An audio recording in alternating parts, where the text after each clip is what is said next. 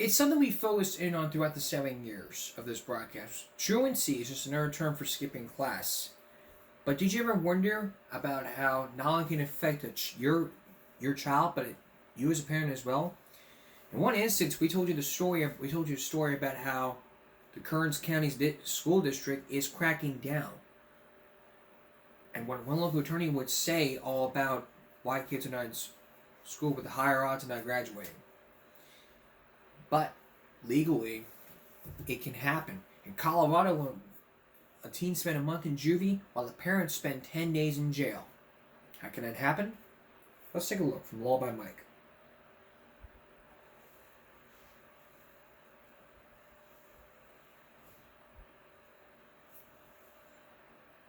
How skipping school could land your whole family in jail. First, most schools require you to be in attendance a minimum number of days per year. All right, class, let's take attendance. Billy? Where's Billy? Yep, that's his last absence before. Sorry, I'm late. I missed the bus. Too bad, you're expelled. What? You can't. Well, technically you can because of truancy. What's truancy? Just a fancy word for missing a certain amount of days without a valid excuse. And missing the bus isn't a good excuse. Oh, come on. I missed a few classes. So what? It's not like they're actually going to send me to jail. In some states, missing just 3 classes could give your school's vice principal or truancy officer authorization to give you a ticket. Oh, no, not a ticket. Or make you appear in court. Appear in court. Oh, whatever. Or arrest you during school hours and take you before a judge. Yeah, well, at least the consequences of my actions only affect me. Some states even have laws that hold your parents accountable for truancy. They can receive fines or even jail time. What? A girl in Colorado spent a month in a detention center for missing 43 days, and her parents were sent to jail for 10 days and paid a fine. How skipping school could land your whole family. That fuck is right. You're gonna be fucked. If you don't go to school, then let me tell you this. It's not gonna, and how about, it always happens in every community that you live in. Kids are not in school, they're burglarizing homes and a criminal activity. Their first offense was truancy once they go to jail. Even one comment popped up that even laughed at my face. What are you in for? I skipped school. It's like, they laugh at your face. One person said, well, I got a $400 fine for each day I missed. Put on probation, sent to placement until I was placed in the foster home for 7 months. Also, do aftercare twice a week for school for 2 hours. Work after community service. That's what truancy court's for. They can send you to community service. And truancy court is made for that. The bottom line here is, your education is very, very important. And if you do not own up to your child's education, if you as a parent don't do that, then again, you're going to have... You know what?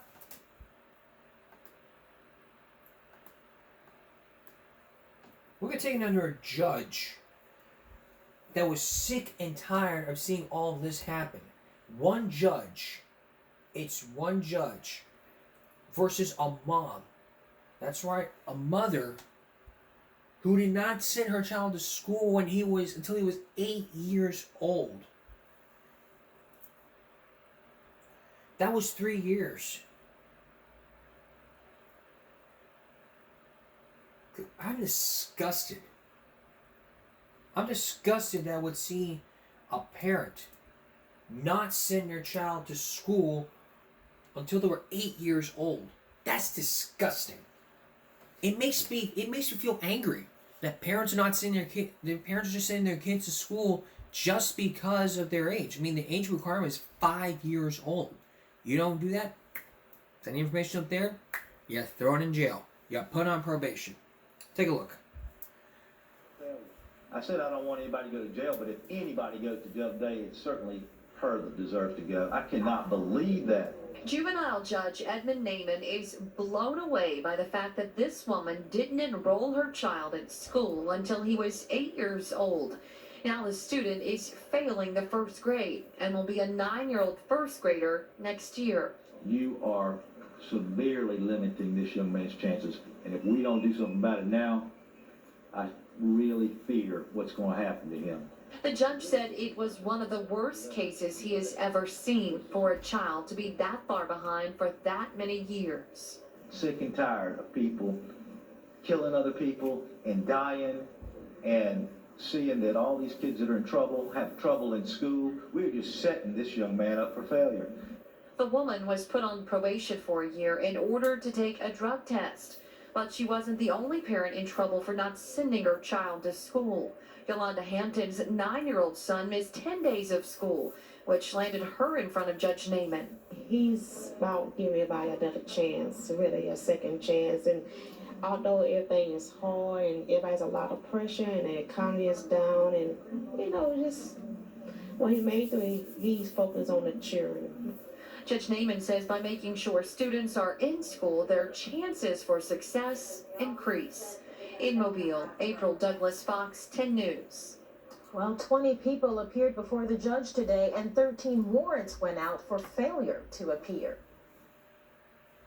It's common sense, but it's one of the worst stories I've ever talked about throughout the 7 years. Again, one of the worst stories ever.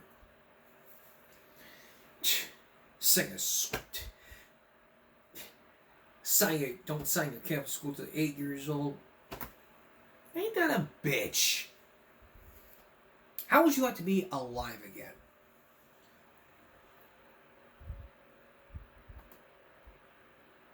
Even if you were... Change my... You can change your face. It's all about the disguise. Then later on, we're going to tell you about bad breath. Later on, we're going to tell you more about bad breath and what tools that you need. And later on, more bullying happening. This time at a school, what does the school district have to say, and what's going on. Stay with us. We're about to introduce you to a man who used to work for the CIA using master disguises. This guy you're about to meet, he is the master of disguises. He can make you look like a woman or somebody else. The master of disguise can make you go undercover. Even if you have to take a picture of my face, you can look like me in disguise. But it's all about being alive again. Here's Charles Gibson. Take a look at some pictures and look at these faces very closely. Notice anything unusual about this man or this woman? Well, each of these people have been in some way disfigured by cancers or accidents or congenital defects, and were afraid to go out in public, much less show their faces on television, until they met Bob Barron. In simple terms, you build them new faces? I build them new faces. When I'm driving, I'm going down with one hand here like this to hold it up here to make it. Margaret Bowden lost her left eye to cancer. She's missing everything. She's missing the ocular and the orbit. She came to me. I told her that I would take an impression of the defective area and sculpt the mirror image and make her the prosthetic device that would fit right into the void. That fits real nice. Now, how easy is it for her to take that in and out? Does she keep it on all the time? No, she just wears it when she goes out to the grocery store or out in public. And she can put it in or take it out in just a few seconds. Do people give you a second glance when you have your prosthesis in, or do they? No, they don't even know it. They don't know it. That's just about got it, right? You know. Right, it's perfect. I mean, people wear patches over their eyes. People put bandages over their eyes. And that's just not good enough. Is there any part you can't do? Everything in the face is possible to do. The nose, you can rebuild it. I can rebuild. Ears. Ears, I can rebuild the ears. Hands. Hands, I can rebuild hands.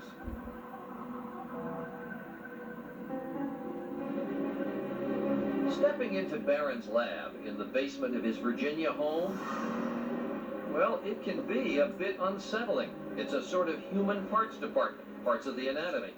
And you can't help when you're there but think of a mad scientist, creating ears, noses, fingers. His creations are eerily lifelike even when you see them sitting by themselves. He skillfully builds his prosthetic devices layer by layer out of silicone, building in pores, veins. Artistically, he even paints in skin imperfections. You have to know how to sculpt. You have to know chemicals. You have to know how to take impressions. Barron is a painter by training. This is not a photograph, and this isn't either. These are Bob Barron paintings. He's not a doctor. He never went to medical school. So how did he get into this business of making fingers and eyes and noses? Well, actually, it's a great story. Years ago, just starting out, he worked at the Pentagon as an art director for some Navy magazines. It was a low-level job, and he got a low-level parking pass, far away from the Pentagon building. I forged a parking sticker, and I parked with the admirals and the generals and right there at South Parking, so I wouldn't have to walk 15 minutes through the snow. And you got caught. Somebody turned me in, and I said, whoa, I think I'm in trouble. Barron was summoned to court, and the judge wanted to know where he got the parking pass. I said, I made it, Your Honor. He said, approach the bench, closer. So I got right up next to him. He said, damn good job. Days later, he got a call from the CIA. They were looking for a forger. Barron strongly suspects the judge recommended him. But it began a career with the CIA that would take him all across the globe, to all the hot spots in the world, from Moscow to the Far East, the Middle East, Latin America. The agency soon moved him from forgery to disguises, the simple stuff, like mustaches and wigs. Back in the mid-60s, Herb Saunders was Barron's boss. disguise consisted primarily of a little mole on the face, a pair of window pane sunglasses perhaps, or clear lenses, a rock in the shoe to make you limp a little bit, and an ill-fitting red wig. As the Cold War escalated, there was a need for more sophisticated disguises. The most skilled disguise artists were in Hollywood, working on films like Planet of the Apes. Get your stinking paws off me, you damn dirty ape! It's intriguing, the idea that the CIA learns from Hollywood. Yeah, well, this is an arcane kind of skill. You can't really develop it on your own, and we wanted to get there as quickly as we could. We didn't have time to fool around. You wanted disguises that would pass very close, Very close. 3 feet away inspection. Very close, very close. So Barron learned many of his techniques from Hollywood.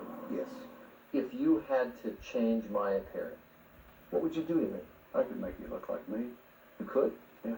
How? Take an impression of your face and sculpt my face to go over your face.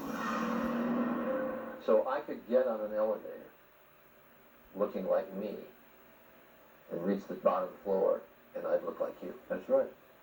Have you ever had to do that? Probably. Those CIA guys don't talk much when they leave the agency.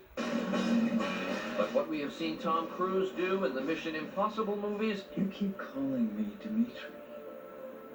You really shouldn't. You're not Dimitri. Barron was living for real. Have you ever been in a situation where lives depended on that disguise? Absolutely. Ever been involved in a situation where disguise was instrumental in a case that changed history? Yes. You ever disguised yourself? Yes. And his disguises could have made Barron a lot of money in Hollywood. But instead, he decided to help people like Margaret when he retired from the CIA after 24 years. In the CIA, you were making somebody look like someone else. Right. Here, you're making them look like themselves. Right. Giving them back their identity. A case in point, 8-year-old Brittany Hoyle, who has a congenital defect. She was born without an ear. She has no hearing, no ear canal on the right side.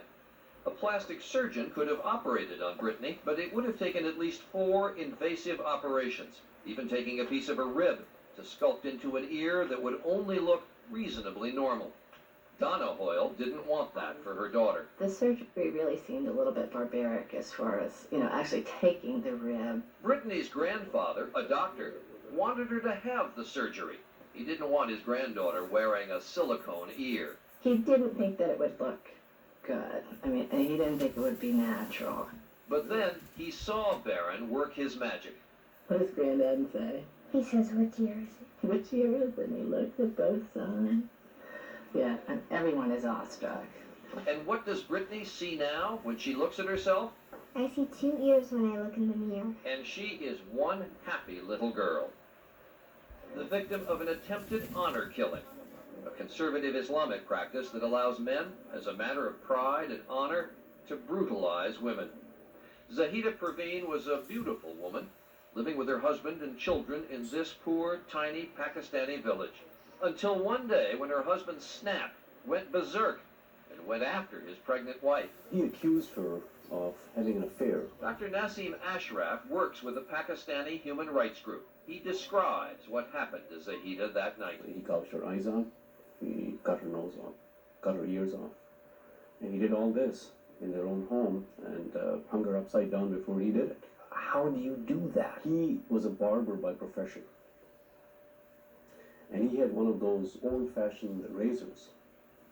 And he did it with that. He left her for dead.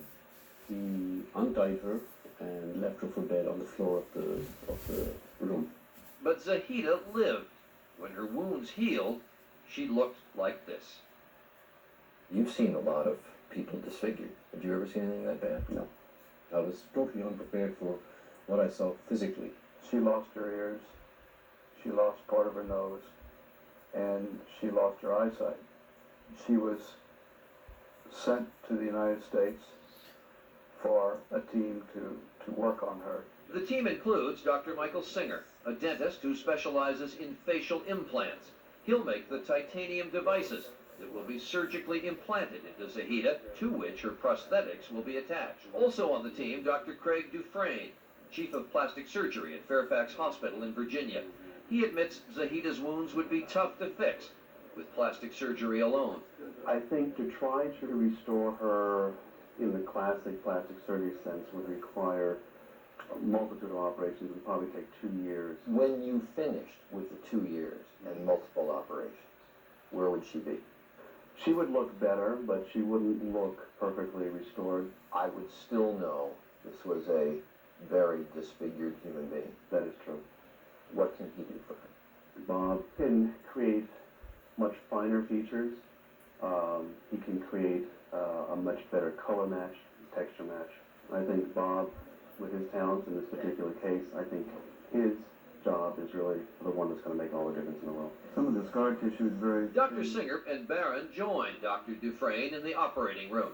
Dufresne is cleaning up Zahida's wounds and implanting Dr. Singer's titanium devices, anchors you might call them. Now that should be far enough, don't you think? Barron's new silicone creations will fit seamlessly onto her face. Instead of 2 years of plastic surgery, with plastic surgery plus prosthetics, how long will it take? Probably about 3 to 4 months. And she will go back in a situation where she can comfortably reintegrate herself into society? Or will she still look, to me, deformed? No, she will not look deformed. She will look very good, very normal. She does not have any money to pay for any of this, which is why Barron, Singer, and Dufresne donated their time and talent, so that after 4 months of countless operations and fittings, this woman, who was so horribly disfigured when she arrived in the U.S., would look like this when she returned home. While in Pakistan last summer, Dr. Ashraf went to see Zahida. She now lives with her brothers, who take care of her and her children. And what does she say about her own face now? She can't see it, obviously, but she then tells me what others have been telling her about her face. And she says, well, you know, someone came to me and said that I look exactly like I did when I got married. So that must obviously, you know, make her feel very, very happy. Even though there's a little piece of tape temporarily holding her eye in place, the prosthetics make Zahida look the way her children ripped for her as well. She went to the U.S., had the surgery, and wears the prosthetics so that her children won't be afraid of her scars. And she did it for her little girl, born after the attack, a child she has never seen and never will see. You may be wondering about Zahida's husband. Well, he was caught, tried, and convicted, and sentenced to 14 years in prison. And perhaps the most tempted, and sentenced to 14 years in prison. Well, that's amazing. But when we come back, we're going to continue looking into more of these disguises from one man, from that one person, and more from the former CIA employee who does disguises. Stay with us. We'll be right back. Returning to our story, you've seen pictures of people who have wounds and severe injuries that they have been disguised, that they have been recreated by using silicone and just basically using ordinary tools that basically any disguisers can use from movies like Planet of the Apes or Mission Impossible. Now I'm going to tell you more about this from one person who survived a fire and even had all of his face burned. Once again, here's Charles Gibson.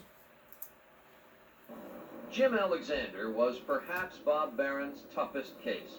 He had battled alcohol in his life, lost his only son in a motorcycle accident, and his marriage had dissolved along the way. But he'd gotten his life together. He'd stopped drinking for good. He still had his job of 30 years at the Indianapolis Power and Light Company in Petersburg, Indiana. But that all changed December 4th, 1996, when Jim decided to stop for a cup of coffee before work. He pulled into Huck's convenience store and then blacked out. It was not liquor. He'd stopped drinking. To this day, no one knows why he blacked out. But the consequences were horrible. They couldn't get the doors open, get you out? No. They estimated flames 15 to 20 feet in the air. And they burned right around you. In other words, you caught on fire. Yes. The fire come in the back, left rear. Of course, it burnt me from the left on over. But my glasses I was wearing, I had the steel rims left where it just melted the plastic off of it. How long did the fire burn before they could put it out? They estimated I was in the car for 20 minutes. Jim literally cooked in that car. He was medevaced to a burn unit, where they put him into a drug-induced coma. They put me in a coma because they said I wouldn't have been able to stand the pain. Do you know how many grafts they did? Well, I've had 38 surgeries so far. Where'd they get the skin? All of it on my head, they got off my back.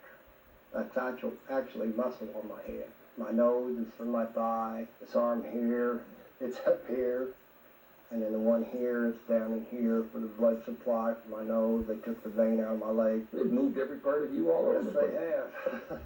The doctors eased off on the drugs and brought Jim out of his coma after 3 months. It was then he learned what had happened and how he looked. Well, I really didn't want to live. Why, Jim? Was it, I don't want to live looking like this? What was it? Mostly looking like it. What made you decide not to kill yourself? The devastation it would bring to my daughters. I think that's where God came into. The 38 surgeries that He brought me through. There's got to be a reason. Sure. You know, there's just no doubt in my mind. Jim also lost most of his eyesight in the accident. He can only see fuzzy colors and shapes out of one eye. His daughters help take care of him. They pay his bills, buy his groceries, and they also keep him company. Some of Jim's buddies from the power plant used to take him out to eat occasionally, until one time Jim was asked not to return to the restaurant. He made other diners uncomfortable. So Jim simply went home and stayed there, checking his mail with a magnifier, or listening to the History Channel, or books on tape. Archibald was referring to. So I feel like a prisoner in my own home. I stand outside and I can hear the traffic go by, and I can hear the power plant over there where I work. And I think back to the people I worked with, and you just feel like you're stopped and the world's going around you.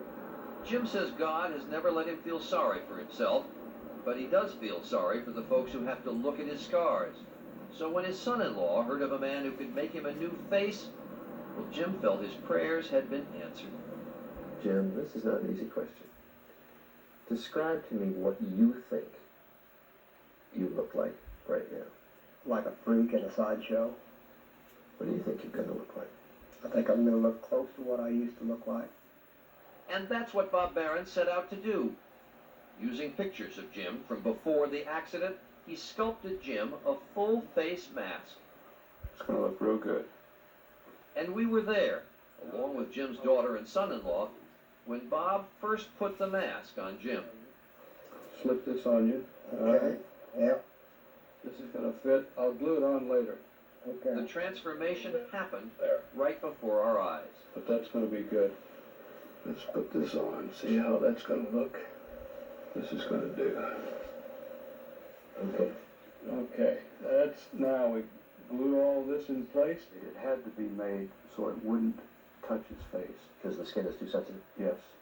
The prosthetic device had to be just thick enough so it wouldn't collapse when he breathed.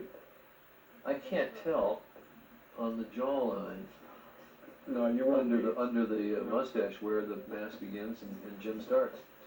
You've got lines in the forehead which are appropriate to a 55-year-old man, which is nice, Jim. You won't have to age. Everything's not perfect.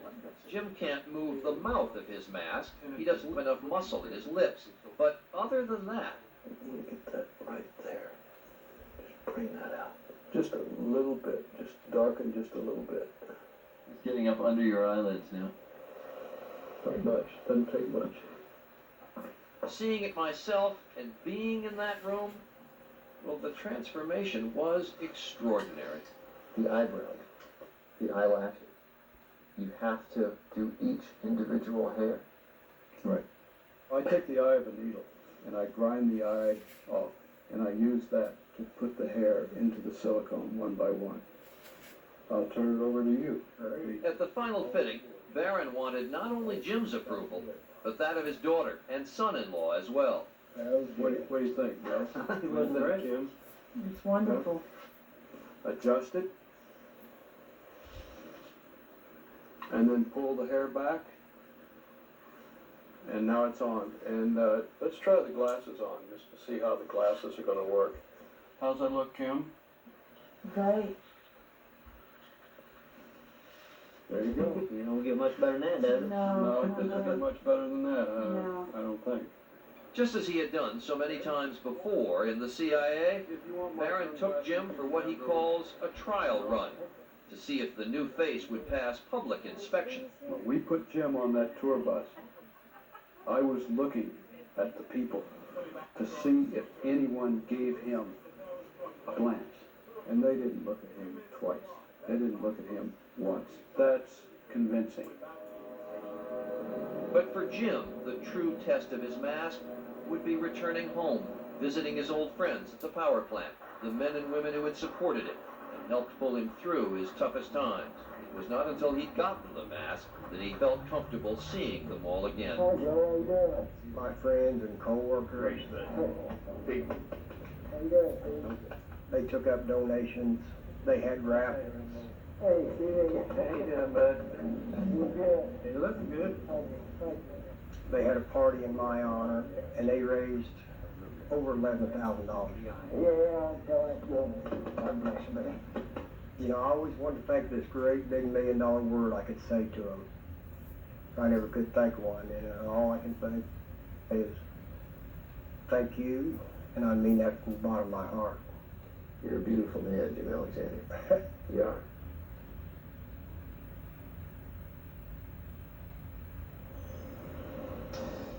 Weeks ago, Jim Alexander underwent another operation. He now has near perfect vision in one eye, which means he was able to see the mask and, for the first time, the faces of 2 grandchildren born since his accident. Well, as for Bob Baron, he's currently working on a new set of ears for a September 11th victim, a woman severely burned at the Pentagon in the very building Baron once worked. And Baron has offered his services to other 9/11 victims, no charge. What a remarkable story using wound with disguise. I can never imagine someone doing something like this, even if I were to be in disguise someone. I mean, you couldn't even think of being me in disguise of like something like this. You can still tell it's me. Like a fake mustache, you couldn't even tell with a fake mustache. Unlike Mr. Ted Lasso with a fake mustache. Alright, it's something we don't want to talk about. We're going to talk about it anyway. Did you ever have bad breath? What if you were to find the tools that you need? Up next, we're going to tell you what you can do to avoid that bad breath and tell you the tools, show you the tools that could really help you out when you have bad breath. And it may not be gum disease, but something bigger. Please stay with us. Now for something that nobody wants to talk about, and we're going to talk about it anyway. Do you or someone you know has bad breath? What if you were to find the tools that you need, like a scraper, to scrape down your tongue for bad breath? Did you ever feel like no one around you could even realize you have bad breath? Well, modern science could really help out. So what are the tools you need to stop bad breath? And what do you need to know all about bad breath and the tips you need? Here's Dr. Timothy Johnson.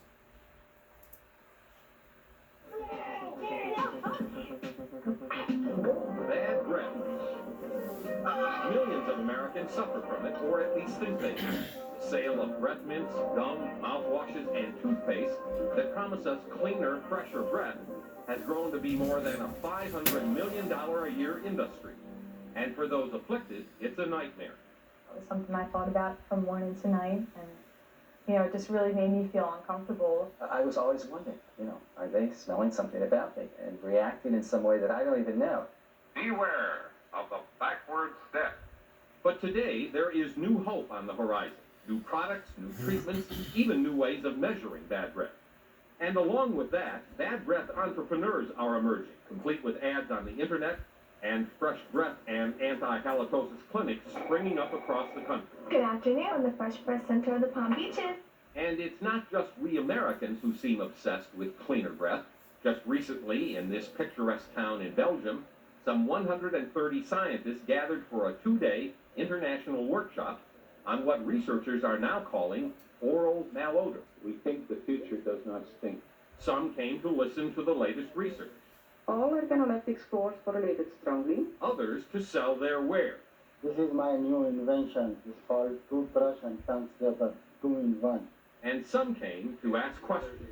How were those diagnoses that you listed reached? Periodontist Dr. John Richter attended from Philadelphia. Dr. Richter has the distinction of having opened the first clinic in the United States for the treatment of bad breath. The reaction was initially very skeptical. But since then, Dr. Richter has treated over 3,000 patients, and he claims a 98% success rate.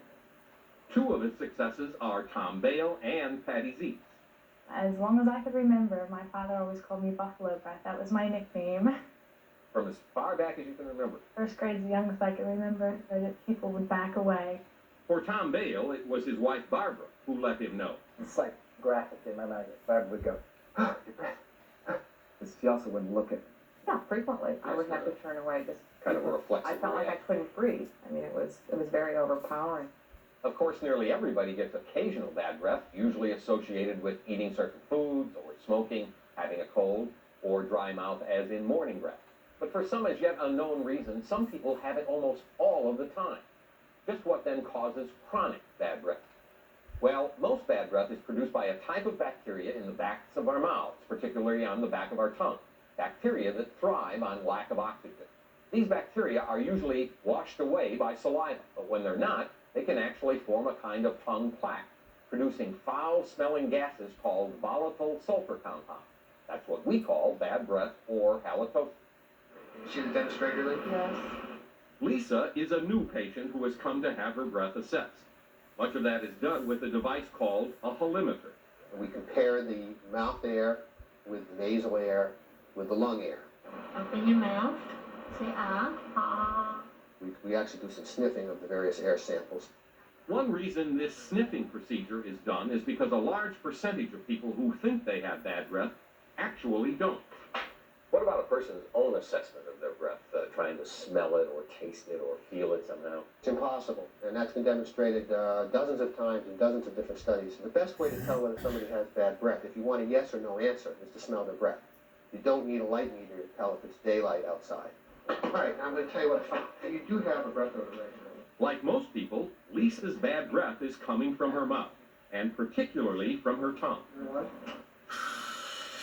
Well, if a patient has the typical back of the tongue problem, what we do is remove the bacteria from the back of the tongue and from the entire mouth. We use a little spray device to do that. That's what causes bad breath.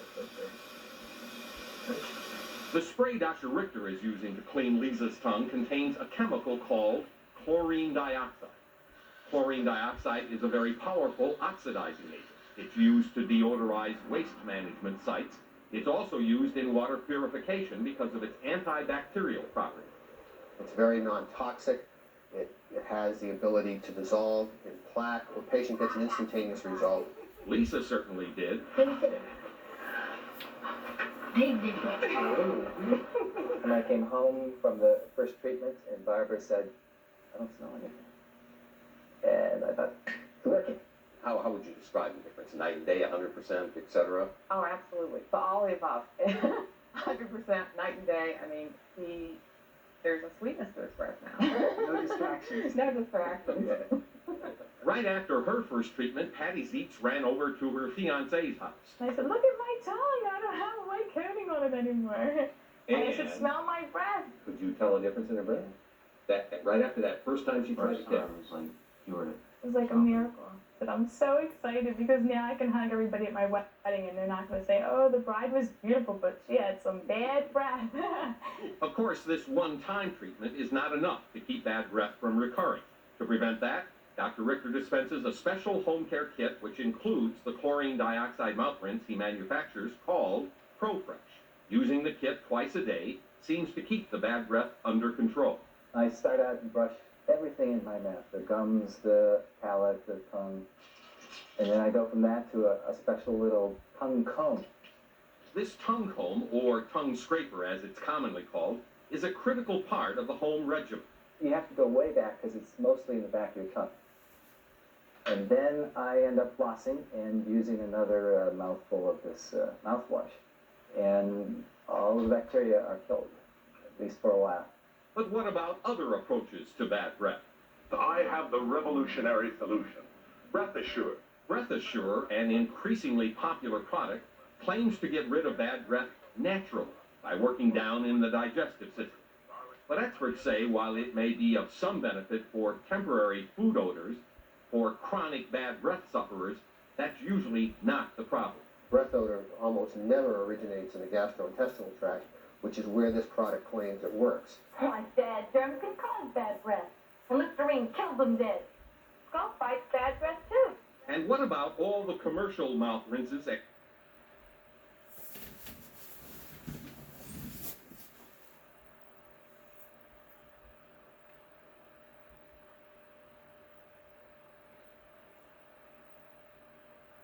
And sprays that are available over the counter. Well, Consumer Reports tested most of the leading ones a few years ago.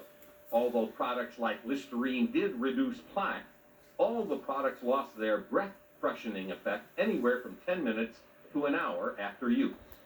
The ADA is concerned over the emerging hoopla over bad breath products and expensive bad breath treatment, especially when certain products, like a line known as OxyFresh, are being heavily promoted to turn dentists into bad breath millionaires, promising them huge commissions for recommending the products to patients and to other dentists.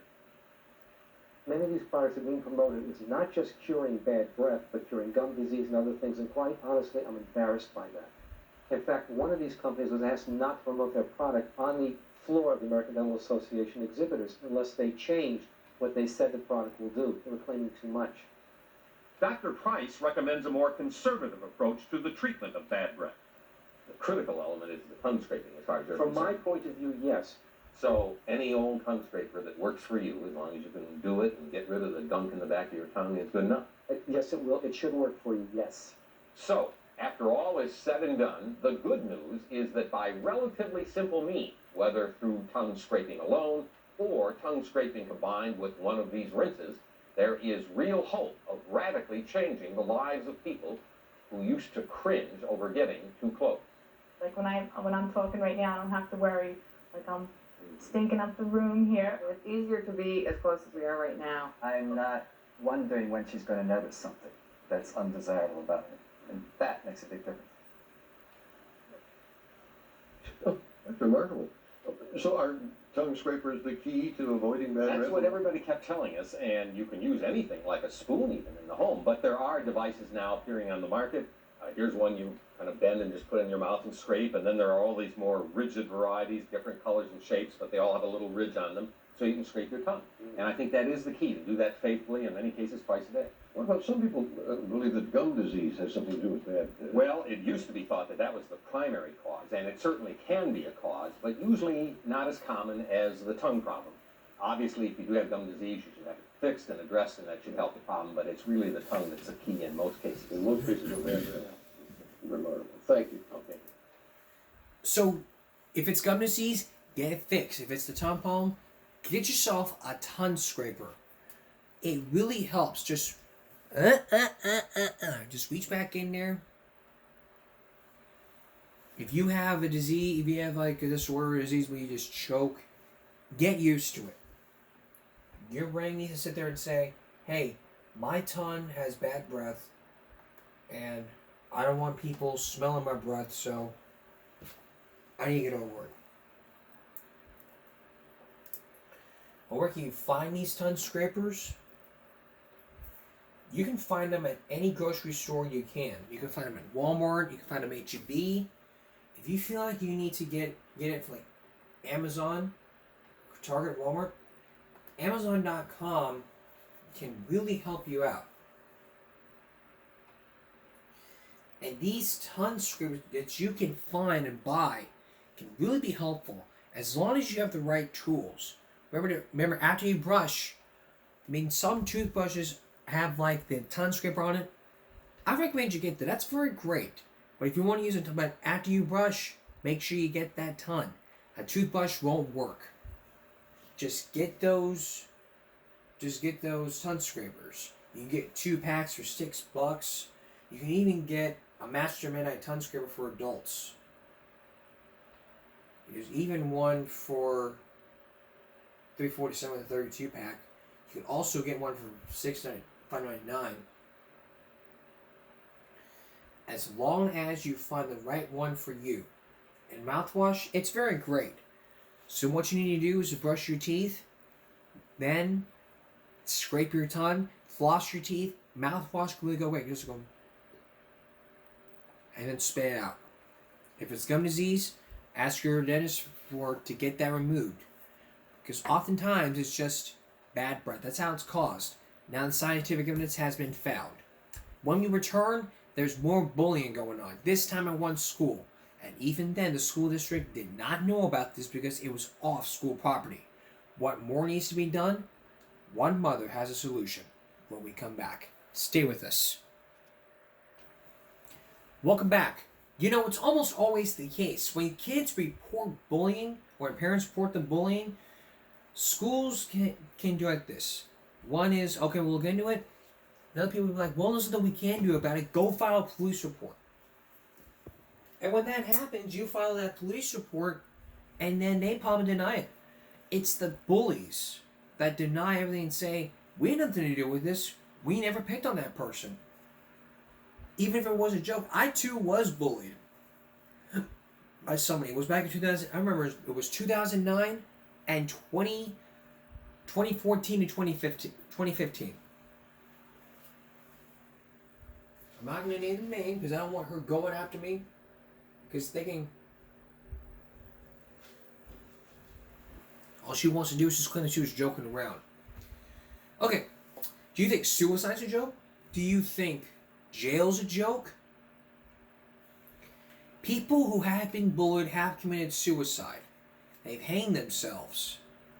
People who've been teased, they don't want to come to school anymore. You think that's a joke? It's no joke. But what you're about to see is just, just take a look. That's supposed to be her. Safe zone. Vanessa McInnes claims her daughter is undergoing bullying both verbally and online at McCutcheon High School. One situation that reportedly took place involved a photo of her daughter with her being called names. When the administration was contacted, McInnes says she was told nothing could be done due to the photo not being on school property. McInnes says this is happening on school property. People are reporting it on the news. Why didn't we reach out and get help? She's a prime example of why. McInnes says her daughter experiences both depression and anxiety. She fears this ongoing situation will have a detrimental effect on her mental health. This is going to discourage her. She can't get it to stop. While Tippecanoe School Corporation cannot comment on a particular case due to student privacy laws, in a statement to News 18, TSC's communication coordinator says the TSC does not tolerate bullying and strives to create an environment where students feel comfortable going to an adult to report a problem. The process starts with a report, and the report is promptly investigated. If the investigation finds an instance of bullying behavior, appropriate disciplinary action will be taken. TSC provides a link to resources on bullying and cyberbullying prevention and response where students, parents, and school staff can report an incident. While many schools have policies in place, situations of bullying still occur. McInnes told News 18 she felt she had no other option than to reach out. Her daughter, who wants to remain unnamed, says she enjoys school and art. McInnes is hoping that doesn't go away. She has a passion for art and everything, so I don't want her to lose her passion. A crisis text line is available for those experiencing bullying or if you might know someone who is. That number is 741-741. And these resources can also be found on WFI.com. In the studio, Ella Chu, News 18. It's just things have got to be done. Everyone sits there and says, well, we don't have a bullying problem. I mean, you talk to school districts about it, asking, do y'all have a bullying problem? And they may sit there and lie to your face and say, we don't have a bullying problem. But when they do, it's often claimed. They sit there and say we don't have a bullying problem. They just freaking deny it. Denial and cover up. That's what they do. And they would sit there and say, well, we don't tolerate bullying, but if it ever happens, we're there.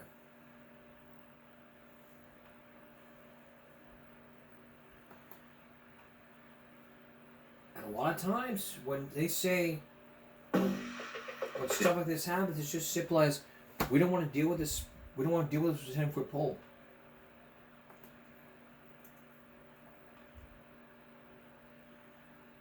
And a lot of times it's just simple as, you know what?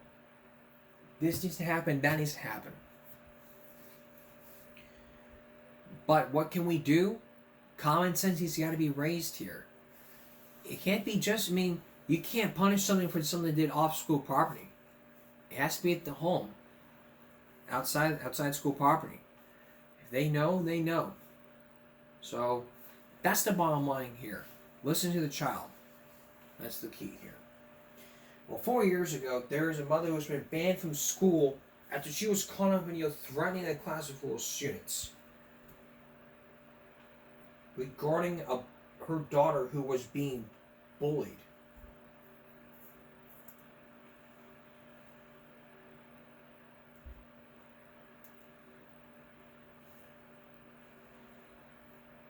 This happened in California, and what you're about to hear from that, what you're about to see from that video, could even have you stunned and asking the question, what the hell was going on? Take a look.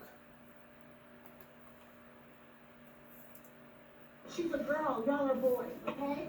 If y'all bully my daughter, if you look at her the wrong way, if you breathe the wrong way. The Orange County mother who ranted and threatened students using profanity in her daughter's classroom at Niguel Hills Middle School Tuesday. Anybody over 18, I'll them all up, you understand me? Realizes she may not have handled her frustrations in the right way. Do you still think that was the appropriate way to handle it?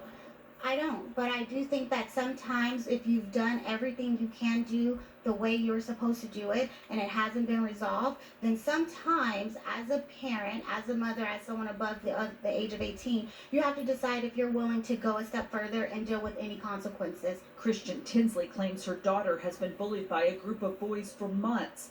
Yet despite disciplinary action, it's still going on, she says. So she came to class uninvited, and her outburst was recorded on a student's cell phone. Y'all think y'all bullies? I'm the big bully, okay? Let that be known and understand that. Leave my daughter alone and I mean it. If I have to come up here again, it's going to be a problem. Capistrano Unified School District officials say Tinsley didn't follow school rules and is now banned from campus. This mother worries about school security and how this could happen. I'm wondering how she got in the classroom. I'm wondering how she was allowed to go on with that, her speech there, and so nobody stopped her, and security wasn't called right away. and how she was allowed to talk to the kids like that, that's unacceptable. According to the principal, the teacher asked for help from the front office as Tinsley was yelling. In a statement to families, Tim Reese added, when a parent or student shares concerns about bullying or harassment with administration, teachers, or staff, they are immediately investigated at our school site, and both students and their parents are contacted. Christian Tinsley admits this occurred, but when I was dropping her off, told me that she didn't want to go to school. And then she made a comment to me that if she wasn't as strong as she was, she would have killed herself. And so that's when Mama Bear mode went into effect. Now, the sheriff's deputies from the Orange County Sheriff's Department are looking into this, and they want to warn parents that they will investigate anyone who comes onto a school campus and creates a disturbance. Those investigators are working with the district attorney's office to determine if any crimes were committed here and if any charges should be filed against that mom. That's the latest live in Laguna Niguel. I'm Michelle Geely. Back to you. You think that's the way to handle this? No. Talk to your principal. Communication is key here. That's the whole key. Communication. Talk. Don't be going to class right now to say, hey, you pick on my nephew again, I'm gonna come at you hard, I'm gonna kick your ass. That's a threat. I could be banned from campus. Period. No ifs, ands, buts, or excuses. Well, my daughter's being bullied, so Papa Bear came in and full Mama Bear, blah, blah, blah, blah, blah.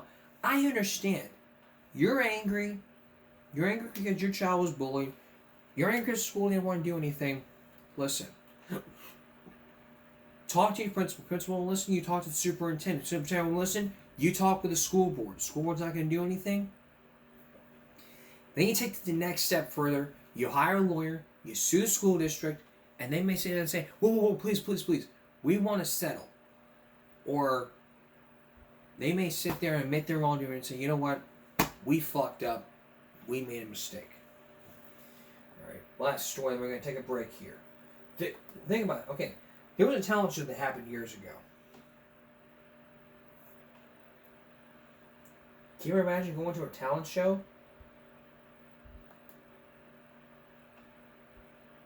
But what was the talent show about that got them suspended? Well, just listen. County middle school parents are upset. Beginning County middle school parents are upset that their daughter's college scholarship could have been in jeopardy after a recent suspension.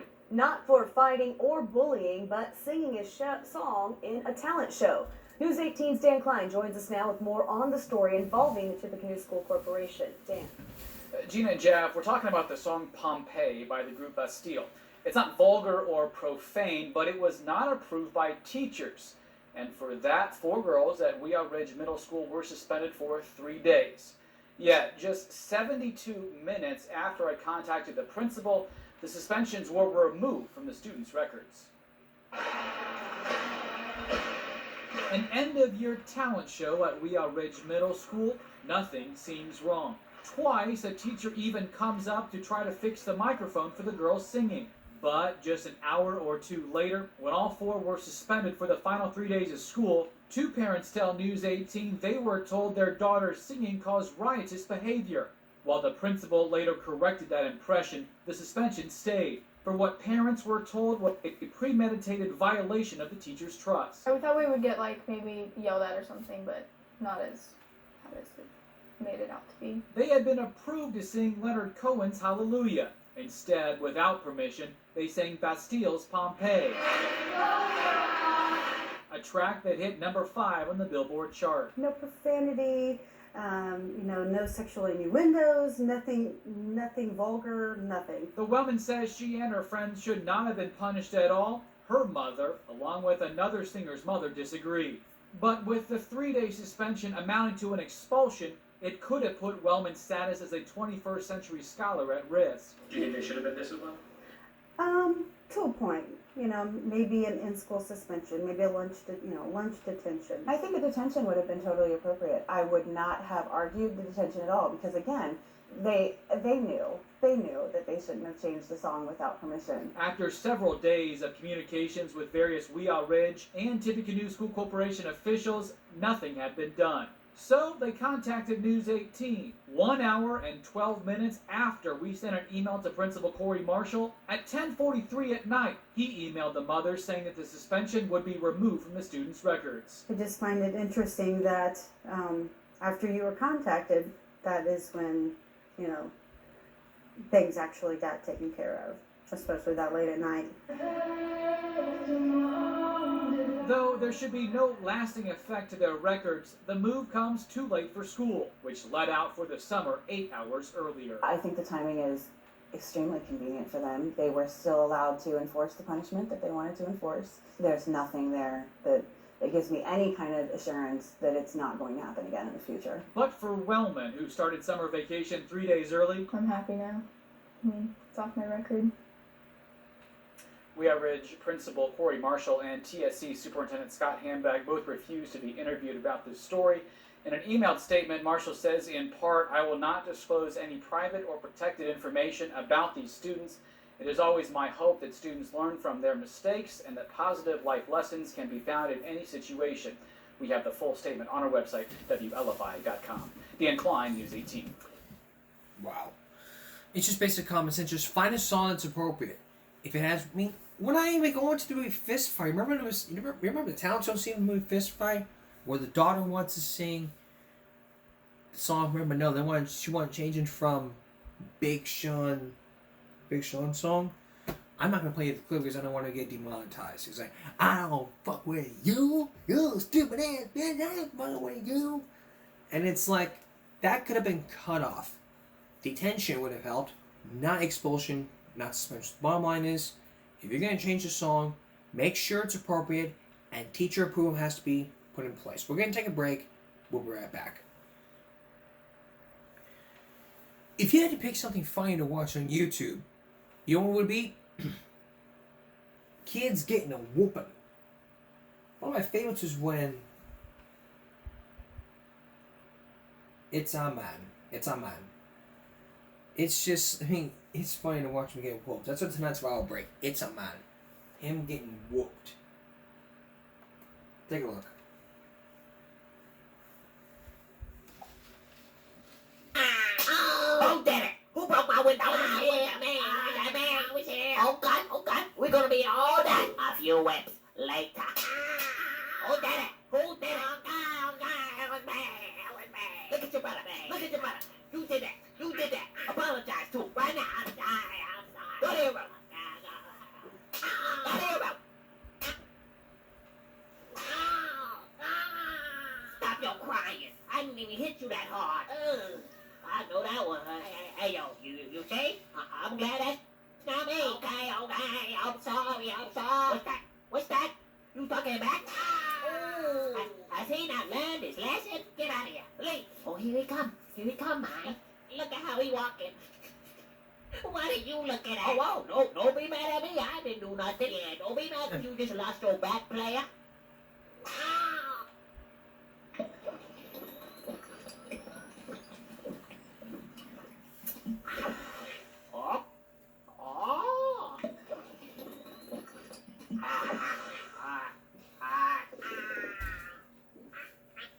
What the hell are you doing? What? No, Mama. No, I was just playing. You think you grown? What? What's in the bottle? What's in the bottle? It's just water. It's water. What you got? I'm gonna ask you here, boy. Get back here.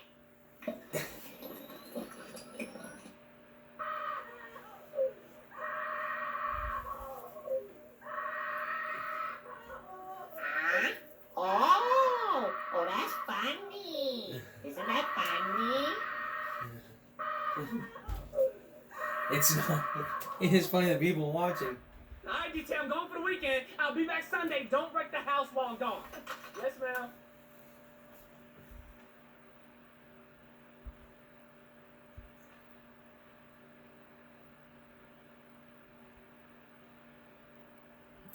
It's kind of funny to watch parents giving you. How about get a whooping in public?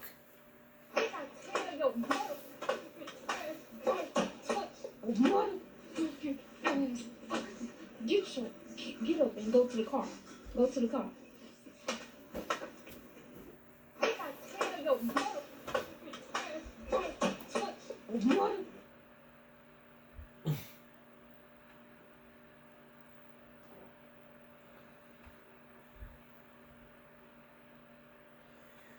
Alright. Here's a quick one. We're going to wrap it up. We talked about truancy with 5.6 million views. It's really a great one to talk about. Take a look.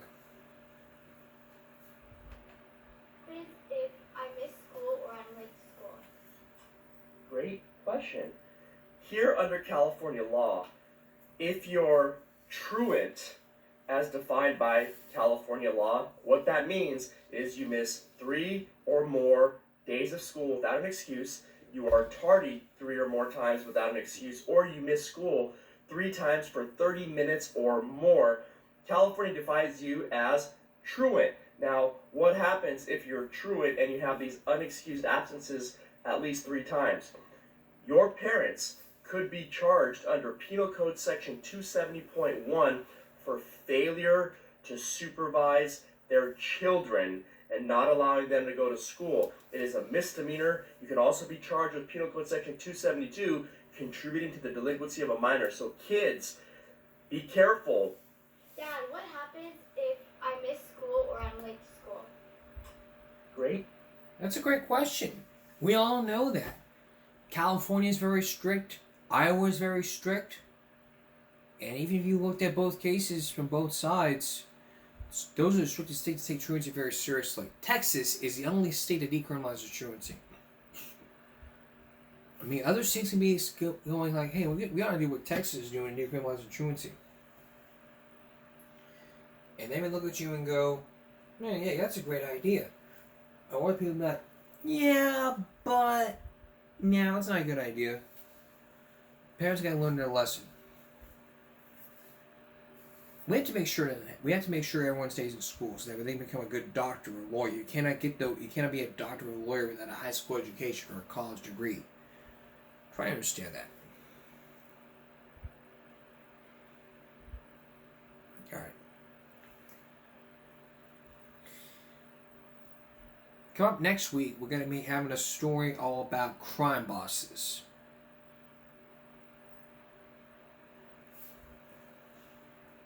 This man was part of the mob. His name is Philip Leonetti. Then also next week, we're going to have, and also that day, also come up on, that's next Monday. Now next Wednesday, we're going to have the story about, then on Give Me Back Friday and Saturday, next Friday and Saturday, a story about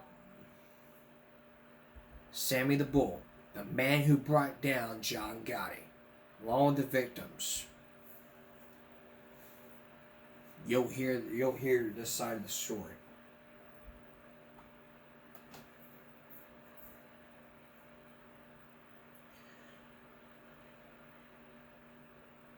But coming up on Wednesday, we're going to have